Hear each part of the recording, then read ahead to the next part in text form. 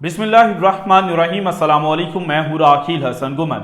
नाज़रीन, सुहूनी रियासत की जानिब से पहली दफ़ा इकरार किया गया है कि जो मुजाहिदीन हैं उन्होंने हमें नाकू चने चबा कर रख दिए हैं। और आज सुहूनी रियासत का जो मीडिया है और वेस्टर्न मीडिया भी इसी में अगर काउंट कर लिया जाए तो फिर भी गलत नहीं होगा, इन्होंने एक खबर दी और इस खबर के मुताबिक जो आज का दिन था ये मुजाहिदीन के नाम गया है। ना सिर्फ मुजाहिदीन ने आज के दिन 175 मिसाइल्स जो हैं वो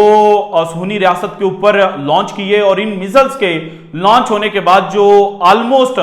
पूरी की पूरी सुहूनी रियासत है और जो एरियाज लगते हैं, नॉर्दर्न हो जाए या साउदर्न हो जाए, इन सब जगहों के ऊपर जो सायरन्स हैं वो बजे और जो मेजॉरिटी ऑफ द पॉपुलेशन है वो जो बंकर्स हैं उनके अंदर जाने पर मजबूर हुए। तो दूसरी जानिब जो अल कासिम ब्रिगेड है जिसके बारे में ये ख्याल जाहिर किया जा रहा था कि चूंकि जो सुप्रीम कमांडर हैं वो चूंकि शहीद हो चुके हैं तो अब जो रेजिस्टेंस है वो खत्म होती हुई दिखाई देगी, लेकिन अल कासिम ब्रिगेड ने जो मरकबा टैंक्स हैं सुहूनी रियासत के जिनके बारे में आम ख्याल यह है कि इनके अंदर चूंकि जो लेटेस्ट टेक्नोलॉजी है जिसे कटिंग एज टेक्नोलॉजी का नाम दिया जाता है, एआई टेक्नोलॉजी, वो इस्तेमाल की जाती है, तो ये सबसे ज्यादा खतरनाक है। तो अगेन जो मरकबा टैंक्स हैं उनको निशाना बनाया गया है और पूरी तरह से जो मरकबा टैंक्स हैं उनको तबाह बर्बाद करके रख दिया गया है। इसके अलावा आज ही के दिन जो यूएस जनाब इंटेलिजेंस है वहां से चूंकि एक खबर लीक हुई और खबर डायरेक्टली ईरान के साथ लिंक थी, तो इसकी वजह से एक नई सूरत हाल जो है वो जो बड़े दरीना दोस्त हैं उनके दरमियान डेवलप होती हुई नजर आ रही है। जो सुहूनी रियासत है वो ब्लेम कर रही है कि आपने हमारा जो पूरे का पूरा प्लान था वो ईरान को दे दिया है कि इस तरह से इन चीजों के साथ हम यानी कि जो सुन्नी रियासत वाले हैं वो ईरान के ऊपर अटैक करेंगे, तो ये आपने हमारे साथ जो गद्दारी है वो की है। जबकि जो यूएस इंटेलिजेंस है या यूएस डिपार्टमेंट है वो इस खोज में है कि आखिर जो ईरानी जासूस हैं वो हम तक पहुंचे कैसे, और सिर्फ 3 बंदों के पास ये इंफॉर्मेशन थी कि इस तरह से इस पैटर्न और इन चीजों को लेकर जो ईरान है उसको स्ट्राइक डाउन किया जाएगा। तो फिर ये 3 में से कौन सा बंदा है जिसने सारे का सारा जो प्लान है वो लीक आउट किया है, इसके ऊपर डिटेल्स आज की वीडियो में मैंने आपके साथ शेयर करनी है। इसके अलावा जो सुहूनी मीडिया है वो इस वक्त जो मुजाहिदीन हैं उनको लेकर क्या कुछ कह रहा है और किस तरह से वो ये बता रहा है कि एक्चुअली जो मुजाहिदीन हैं उन्होंने हमें नाकुचाने चबा दिए हैं और किसने इसको जनाब रिपोर्ट किया है, ये भी आपके साथ शेयर करूंगा। लेकिन जो सबसे पहले इस वक्त खबर है वो है डिफेंस मिनिस्टर ऑफ इस्राइल की, और उन्होंने जो अपने फौजी हैं उनका हौसला बढ़ाते हुए ये कहा है कि हम ना सिर्फ जो लिबनानी मुजाहिदीन हैं उनको मार रहे हैं, उनके खिलाफ कामयाबी हासिल कर रहे हैं, बल्कि अब वो टाइम आ गया है कि जो लिबनानी मुजाहिदीन हैं उनका खात्मा हो जाएगा। और जो वर्डिंग उन्होंने इस्तेमाल किया है वो ये इंडिकेट कर रही है कि या तो ये सिर्फ और सिर्फ जो अपने लोग हैं उनको मॉरली जनाब सपोर्ट कर रहे हैं और उनको सिर्फ कॉन्फिडेंस दे रहे हैं कि आपने घबराना नहीं है, आपने डरना नहीं है। हालांकि जो सुन्नी रियासत के अपने फौजी हैं वो गाहे बगाहे जो रिवॉल्ट है वो अपनी रियासत के खिलाफ, अपनी जो गवर्नमेंट है उसके खिलाफ करते हुए दिखाई दिए हैं। तो एक नजरिया ये बनता है कि शायद जो सुन्नी रियासत के डिफेंस मिनिस्टर हैं उन्होंने अपने जवानों का हौसला बढ़ाने के लिए ये बड़ी स्टेटमेंट जारी की, जबकि दूसरी जानिब अगर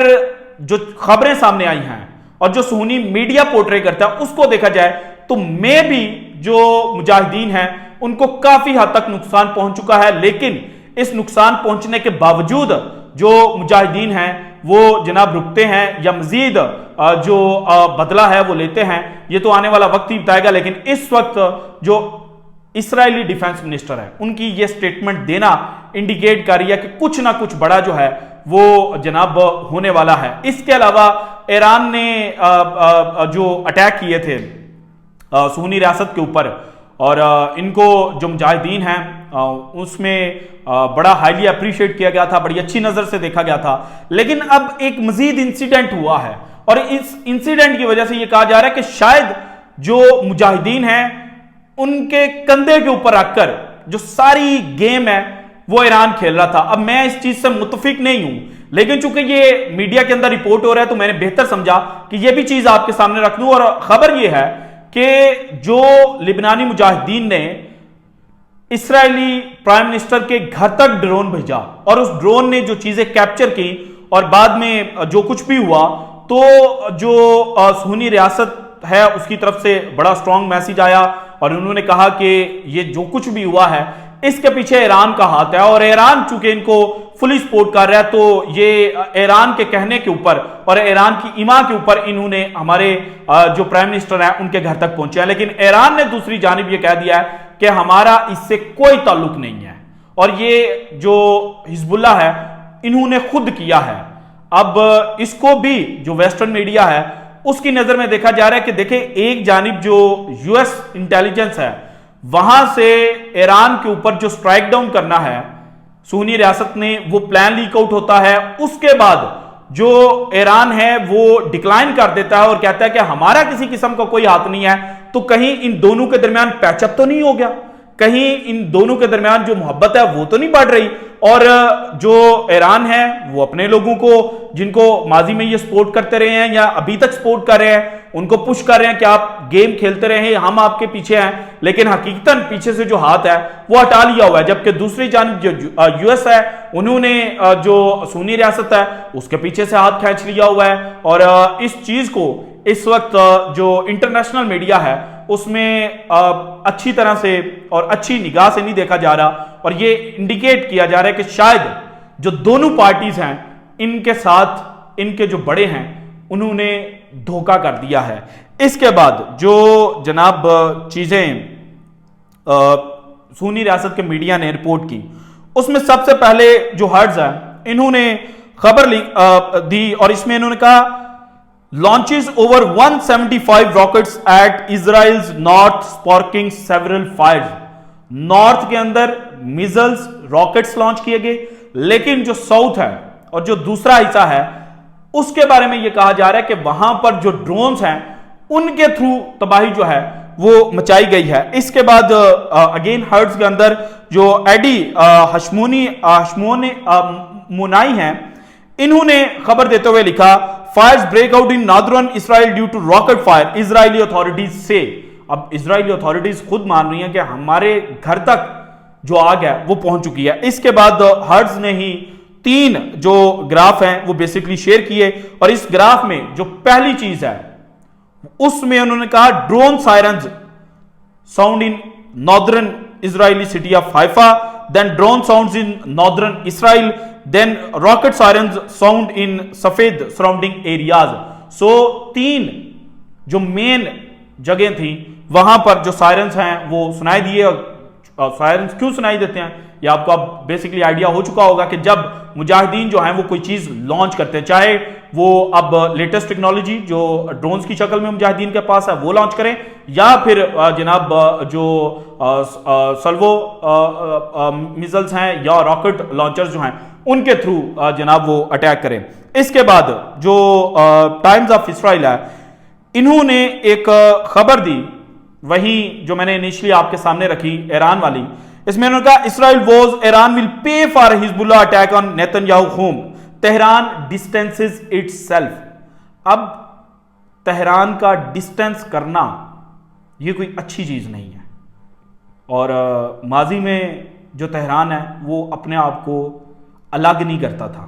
मुजाहिदीन से, ये पहली दफा हुआ है। अब इसको आप किसी भी निगाह से देख सकते हैं। मेरा अभी तक यकीन नहीं है कि हो सकता है कि शायद ऑफिशियली वो इनकार कर रहे हूं, लेकिन बिहाइंड द कर्टन्स वो कह रहे हों कि ठीक है कोई नहीं, कम चुक के रखो, हम आपके पीछे हैं। लेकिन इस तरह से पहले भी माजी के अंदर कभी इन्होंने डिनाई नहीं किया था। इसके बाद टाइम्स ऑफ इसराइल ने ही एक और खबर रिपोर्ट की, इसमें उन्होंने कहा chance of hostage deal still low after Sinwar's death despite public US optimism. अब यूएस का ये ख्याल था कि चूंकि जो सुप्रीम लीडर है सिनवार वो शहीद हो गए हैं तो इसके बाद जो होस्टेज डील है वो फाइनल हो जाएगी और जो बंदी हैं सुन्नी रियासत के वो अपने घरों को वापस आ जाएंगे। लेकिन टाइम्स ऑफ इसराइल कोट करते हुए कह रहा है कि नहीं,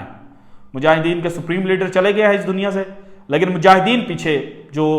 पहरा है ना वो दे रहे हैं, और ये किसी सूरत भी जो होस्टेज डील है उसको राइट नाउ फाइनल नहीं करेंगे। इसके बाद